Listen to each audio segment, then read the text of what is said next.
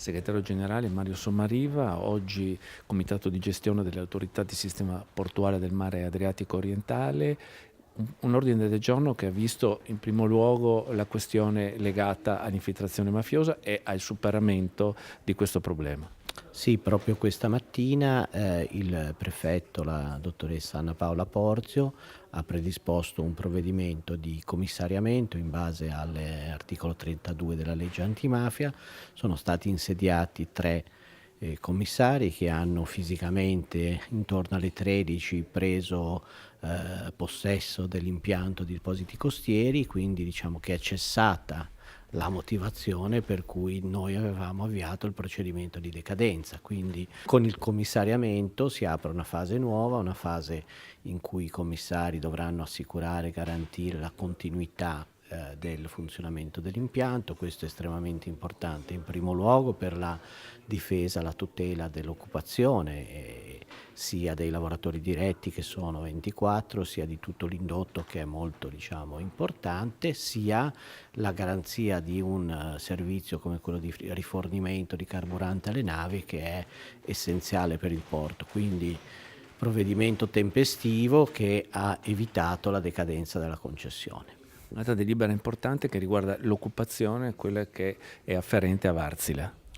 Sì, un altro provvedimento importante questa mattina che riguarda il subingresso di Varzila all'interno della concessione Frigomar, quindi la possibilità per Varzila di operare in conto proprio sul terminal del canale di Zaula, e nel contempo anche di mantenere in vita l'attività di un'azienda importante e direi storica ormai del porto di Trieste, che è Frigomar, quindi una sorta di convivenza fra i due soggetti che permetterà lo sviluppo del canale industriale su cui l'autorità portuale punta molto per lo sviluppo futuro. Infine un'altra delibera di rilevanza strategica, siderurgica triestina, che va ad occupare la logistica.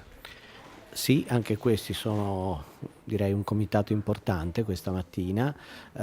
Si tratta di una autorizzazione di impresa che è stata conferita ad una impresa che è denominata ASTL, un'impresa soprattutto ferroviaria, un'impresa logistica che proporrà nel futuro anche il trasporto su chiatte di prodotti siderurgici. Quindi si tratta di un'azienda che in qualche modo si propone di innovare il ciclo di trasporto connesso all'attività siderurgica, sviluppando la funzione logistica dell'impianto e dello stabilimento, quindi come dire un passo anche questo verso il futuro. Sempre per quel che riguarda l'occupazione, un'importante delibera sulla qualità del lavoro svolta in porto. Ma direi che si tratta di una svolta storica, se posso usare questo concetto un po' altisonante, ma dato che cambiamo una norma che si ripeteva dal 1929, credo che questo passato che non passa in questo caso possa essere archiviato. Si tratta di una norma che riguarda il lavoro all'interno dei magazzini del caffè, che punta a migliorare la qualità della salute dei lavoratori, la condizione contrattuale dei lavoratori, e apre le porte ad una serie di interventi complessivi sul mondo del lavoro portuale che prevederanno anche degli investimenti diretti dell'autorità portuale in formazione professionale, in sostegno al reddito di lavoratori che fossero in una condizione di inidoneità alla propria mansione, quindi collocabili nell'arco di 5 anni a una condizione di pensionamento ordinario.